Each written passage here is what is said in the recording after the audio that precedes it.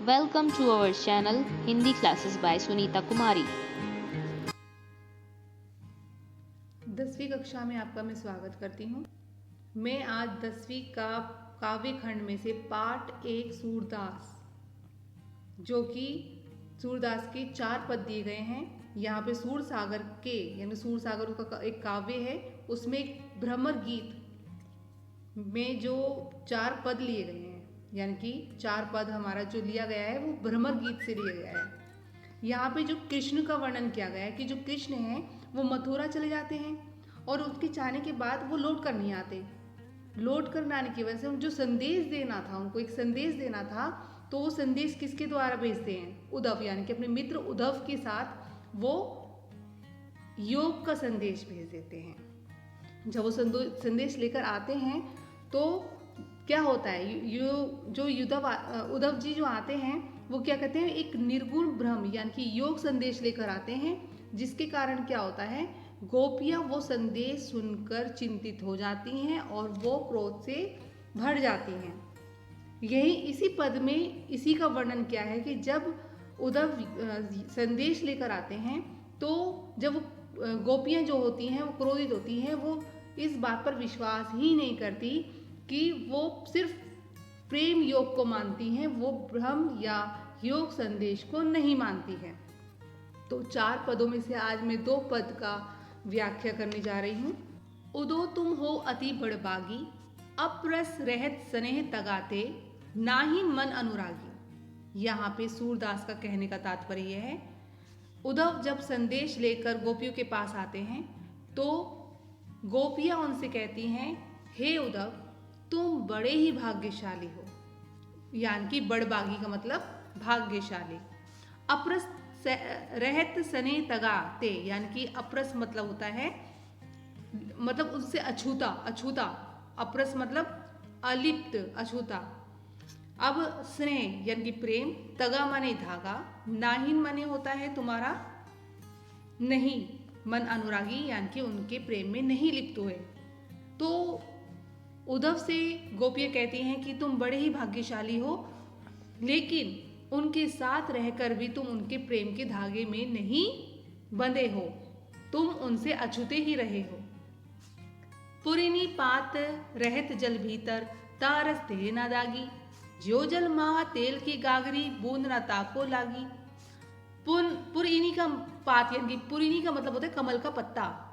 जिस प्रकार कमल का पत्ता जल में रहकर, भीतर का मतलब अंदर, यानी कि जल के अंदर रहकर, भीतर रहकर भी उसमें देह न दागी का मतलब शरीर में दाग नहीं लगता। जिस प्रकार जल का पत्ता पानी में डूब जाता है, उसके बावजूद भी उसमें पानी का एक दाग भी नहीं लगता, अछूता रहता है, अलग अलग रहता है। जो जल माह तेल की गागरी, बूंद न ताको लागी। जिस प्रकार हम तेल की गागरी को जल में डुबो देते हैं, उस तेल में एक बूंद का दाग नहीं लगता। आपने सपोज करा होगा, जब हम पानी में एक तेल की बूंद डाल देते हैं तो वो पानी में मिलता नहीं है, वो अलग अलग रहते हैं। तो वो उद्धव से कह रहे हैं कि आप जो है पानी से अलग अलग रहते हो, जिसे आप उनके साथ रहकर, कृष्ण के साथ रहकर भी उनके प्रेम को नहीं समझ पाए हो। प्रीति नदी में पाँव न बरियो, दृष्टि न रूप परागी। वो कहते हैं तुमने प्रेम की नदी में पाँव नहीं डुबोए। तुम्हारे जो परागी का मतलब होता है, जिस प्रकार चींटी गुड़ में चिपटी रहती है ना, यानी कि गुड़ जिस प्रकार चींटी गुड़ के पास आके चिपक जाती है, उसी प्रकार हम कृष्ण के प्रेम में इतने डूबे हुए हैं कि हम उनके प्रेम को नहीं भूल सकते हैं। हम उनके साथ हमेशा प्रेम में डूबे ही रहेंगे, हमें उनसे कोई भी अलग नहीं कर सकता, यहाँ तक कि तुम्हारा योग संदेश का असर भी नहीं पड़ता। सूरदास कहते हैं कि अबला हम भोरी गुर चाटी जो पागी। सूरदास कहते हैं हम तो भोली भाली अबला नारी हैं। अबला मतलब हम तो बहुत सीधी सादी भोली भाली नारी हैं। हम उस प्रकार हैं जिस प्रकार गुड़ से चींटी चिपक जाती है, उससे दूर नहीं जाती। अब आपको ये समझ आ गया होगा। कुछ भी परेशानी हो तो आप मुझसे अपने प्रश्न पूछ सकते हैं। अब मैं दूसरे पद की व्याख्या कर रही हूँ। मन ही मांझ रही, कहिए जब बे उदव नाय कही। यहाँ पर माज का मतलब होता है भीतर, यानी कि जब उद्धव उसका योग संदेश देने के लिए गोपियों के पास आती है तो गोपियाँ कहती हैं हे उद्धव, तुम अपने संदेश को इसी तरह से हमें सुनाते रहो, किंतु हम पर तुम्हारे संदेश का कोई भी असर नहीं पड़ेगा। कहने का तात्पर्य यह है कि आप हमारे जो निर्गुण ब्रह्म यानी कि योग का जो संदेश दे रहे हो उसका हम पर कोई भी असर नहीं पड़ेगा। फिर आगे बोलते हैं, अवधि आधार आस आवन की तन मन बीता साई। अवधि का मतलब होता है एक समय, और आधार का मतलब आधार, और आस आवन का मतलब है आने की उम्मीद। फिर आगे कहने का उसका तात्पर्य ये है, गोपियाँ फिर उद्धव जी से कहती हैं कि हमने बेकार ही कृष्ण से मिलने की आशा में, यानी कि हमने जो कृष्ण से मिलने की जो आशा रख रहे थे वो हमारा समय बेकार कर दिया। हमारा तन मन ने विरह की आग को अनुभव किया है, लेकिन तुम्हारे इस संदेश को पढ़कर हम और भी दुखी हो गए हैं। यानी कि जो हमने एक आस लगा रखी थी कृष्ण से मिलने की, वो हमने बेकार ही, हमारा व्यर्थ ही गया। हमारा उसका मिलने की जो आशा थी वो समाप्त हो गई, इच्छा हमारी पूरी नहीं हुई, तो हमारे तन भी था सही, यानी कि हम अब तन मन से बहुत ही विरह की आग में जल उठे हैं। आगे फिर, अब इन जोग संदेशनी सुनी सुनी विरहिनी विरह दही, चाहती हुंती गुहारी जितही ते उत दे धार बही, सूरदास अब धीर धीरी क्यों मर ज्यादा नहलही। अब गोपियाँ जो हैं उद्धव से फिर कह रही हैं कि हम तुम्हारे योग के उपदेश को सुनकर विरह की आग और अधिक जल उठी, यानी कि तुम्हारा जब संदेश हमने सुना है तो हमारी जो अंदर की ज्वाला जो है वो और भड़क गई है, हमारी जो आग अंदर की जो जल रही थी वो और जल गई है। अब हमने कृष्ण प्रेम को न त्यागने का दृढ़ निश्चय कर लिया है, यानी कि जो आप संदेश दे रहे हो, हमारा जो शरीर है विरह की आग में जल गया है, और जिस संदेश को सुनकर हमारे अब एक निश्चय कर लिया है कि हम कृष्ण के प्रेम को न त्यागने का प्रण लेते हैं। अब हमें कोई सी भी आप योग साधना या उपदेश दे दो, हम पर उसका कोई भी प्रभाव नहीं पड़ेगा। हम तो चाहते हैं कि कृष्ण को पुकारे, लेकिन यहाँ तो योग की धारा बह रही है, हमारी पुकार कृष्ण तक कैसे पहुँच पाएगी।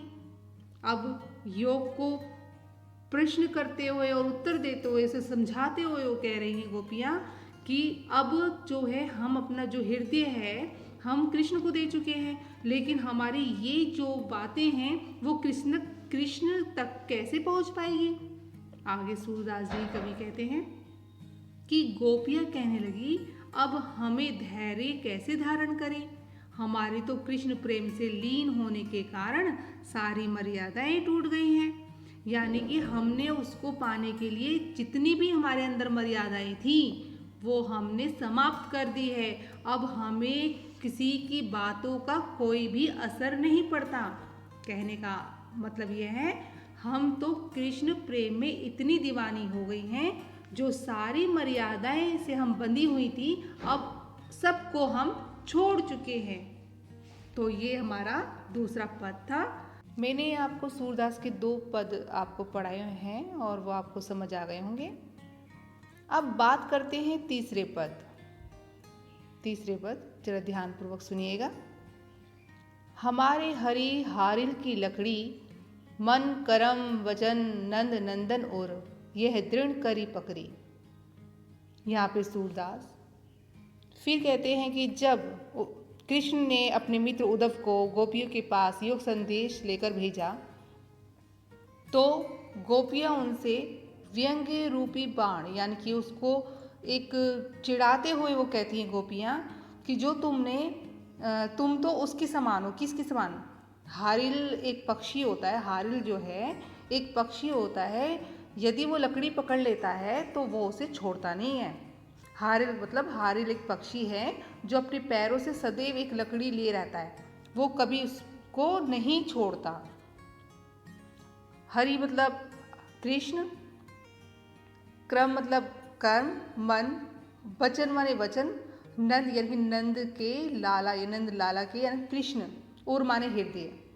तो कहते हैं कि तुम गोपियाँ जो है कृष्ण का प्रेम नहीं भुला पा रही, और योग साधना का उपदेश जब उद्धव जी देते हैं तो वो कहती हैं कि हमारे प्रभु कृष्ण तो हारिल पक्षी के पैरों में पकड़ी लकड़ी के समान है।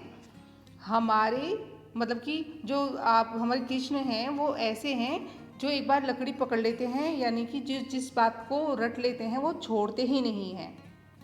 अर्थात गोपियाँ कह रही हैं कि हमारे प्रभु तो हारिल पक्षी के पैरों में पकड़ी लकड़ी के समान हैं। हमारे कर्म कृष्ण के लिए और सदैव कृष्ण के विषय में ही बात करना पसंद करती हैं। अब वो कहती है हम बात करती है कि इस तरह से हम मन से, क्रम से, वचन अपने वचन से नंद को अपना हृदय दे चुकी हैं। हम उसको मजबूती से पकड़ चुके हैं, हम उनके प्रेम में इतने उनके जुड़ गए हैं कि हम उनको नहीं छोड़ सकते। जागत सोवत स्वपन दिवस नीसी, कहना कहना जकरी, सुनत जोक लागत है, ऐसो जो करू ककरी। वो कहती हैं जागत मतलब जागना, सोवत माने सोना, स्वप्न माने सपना, दिवस माने दिन, नीसी माने रात। यानी कि हम सोए जागते सपनों में भी दिन रात, कहना कहना की जक मतलब होता है रट, जक माने रट, कि कहना कहना की रट लगाए रखते हैं। अर्थात कृष्ण भगवान को कभी नहीं भूल पा रही, सोते जागते सपनों में दिन रात कहना कहने कृष्ण कृष्ण की रट लगाए रखते हैं। सुनत जोक दलागत ऐसो ज्यो करू ककरी। वो कहती है तुम जो जो जो योग संदेश हमारे निर्गुण ब्रह्म का उपासना जो लेकर आए हो, वो हमें ऐसा लग रहा है जैसे कड़वी ककड़ी के समान। अर्थात आपने देखा होगा कि ककड़ी जो होती है वो अगर कड़वी हो जाए, कहते हैं कड़वी ककड़ी हम ना मुँह में ना तो हम सटक पाते हैं और ना उसको निकाल पाते हैं, यानी कि हम उसको खा नहीं पाते हैं। तो वो कह रही तुम जो योग साधना हमारे लिए लेकर आए हो वो उसके समान है जैसे कड़वी ककड़ी, ना तो हम उसको खा सकते हैं। तो योग साधना हमारे लिए बहुत ही दुखदाई है। सू तो व्याधि हमको ले आए, देखी सुनी ना करी, यह तो सू तिन्हीं पे सौंपो जिनकी मन चकरी। फिर वो आगे गोपियाँ उद्धव से कह रही हैं कि कृष्ण प्रेम को छोड़कर तुम्हारे निर्गुण उपासना की मार्ग को अपनाया नहीं जा सकता। अंत में गोपियाँ उद्धव से कहती हैं ए उद्धव, यह योग साधना का उपदेश यानी कि जो संदेश तुम लेकर आए हो उन्हें जाकर दे दो, जिनका मन एक जगह स्थिर नहीं रहता, चक्री के समान घूमता रहता है। कहने का तात्पर्य है उनका मन एक जगह नहीं रहता, कभी इधर कभी उधर। वो उनका मन जो है कृष्ण का एक चक्र के समान घूमता रहता है। जैसे पहिया होता है ना, घूमता रहता है, कहीं पर भी स्थिर नहीं रहता, ठहरता नहीं है। उसी प्रकार कृष्ण का मन चक्री की तरह एक चक्र के समान घूमता रहता है। अब ये पद 4 जिसमें कहते हैं हरि है राजनीति पड़ी आए, समझू बात कहत मधुकर के, समाचार सब पाए। एक अति चतुर हुते पहिले ही, अब गुरु ग्रंथ पढ़ाए। बड़ी बुद्धि जानी सो उनकी, योग संदेश पठाए। उदो भले लोग आगे के, पर हित डोलत धाए। अब यहाँ पे गोपियाँ फिर व्यंग्य रूपी बाण छोड़ते हुए उद्धव जी से कहती हैं कि तुम तो कृष्ण से राजनीति की बातें पढ़कर आए हो। मतलब राजनीति यानी कि राजनीति में कोई कुछ नहीं होता, अपना ही सोचना। तो वो कहती हैं गोपियाँ कि तुमने तो कृष्ण द्वारा यानी जो कृष्ण से राजनीति पढ़कर आए हो, समझो बात कर मधुकर के, समाचार सब पाए। अब उससे बात करते हुए कहती है कि जो तुम संदेश देने हमें आए हो, तो ये समाचार हम पर जो हमें समझा रहे हो, तो इससे यह पता चलता है कि तुम्हारे मित्र कृष्ण जो हैं बड़े ही चतुर निकले। अर्थात तुम चतुर वाक यानी तुम चतुर वाक्पुट होकर से तुम्हारे गुरु ने तुम्हें राजनीति का ग्रंथ पढ़ाकर भेजा है। यानी कि बहुत ही अच्छे चतुर से या किसी बातों को समझाने के लिए ऐसा प्रतीत हो रहा है जैसे राजनीति का ग्रंथ पढ़कर तुम्हें भेजा हो। हम उनकी तेज बुद्धि की प्रशंसा करती हैं जो उन्होंने तुम्हें योग साधना का संदेश देकर हमारे पास भेजा है। पहले के लोग बहुत भले होते थे जो दूसरों की भलाई के लिए इधर उधर घूमते रहते थे, और एक आप हैं जो भलाई की अपेक्षा बुरा कर रहे हो। इसमें लिखा है ना कि बड़ी बुद्धि जानी सो उनकी योग संदेश, कि तुम्हारी बहुत तेज बुद्धि है कि तुम योग संदेश का पाठ पढ़ाने के लिए हमारे पास तुम्हें कृष्ण भगवान ने भेज दिया, जो कह रहे हैं कि उदो, मतलब वो समझाते कह रही है, उदो तुम पहले जो समय के लोग थे बड़े भोले होते थे, वो दूसरों के हित का मतलब दूसरों का भला करना, कि दूसरों की भलाई के बारे में सोचते थे। अब आगे क्या बोलते हैं वो गोपियाँ कहती हैं, जाकर कृष्ण से कहना हमारा एक ही मन था जो जाते हुए कृष्ण चुरा ले गए अपने साथ। यानी कि अब कहते हैं कि जब तुम उधर जाओगे तो उससे ये कहना कि अब अपने मन फेरे पाइए, कि हमारे पास तो एक मन था, चलत होते चराए, यानी कि मतलब तुम तो हमारे साथ, यानी कृष्ण जब आए थे तो हमारा मन जो है अपने साथ ही चुरा कर ले गए। ते क्यों अनीति करे आपुन जे, और अनीति छुड़ाए राजधर्म तो यही सुर जो प्रजा ना जाहि सताए। अब आगे गोपियाँ फिर उद्धव से कहती हैं कि कृष्ण तो हमारा जो मन था चुरा कर ले गए, तो अब हम किस अन्य मन से निर्गुण की उपासना करें।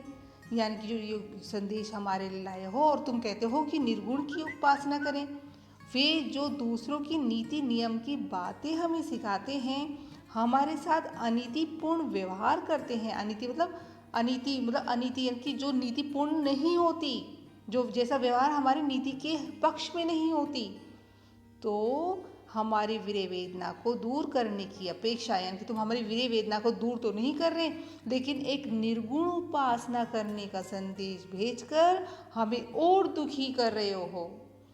सूरदास जी आगे कहते हैं कि गोपियाँ अंत में, मतलब सूरदास कहते हैं कि गोपियाँ अंत में कहती हैं कि राजा का तो वह होता है जो दूसरों का अन्याय अनीति करने से रोके, कि राजा वो होता है जो दूसरे की अनीति मतलब कोई गलत काम ना हो, है किसी के साथ अन्याय ना हो, तो अनीति को दूर कर नीति के मार्ग पर चलाए।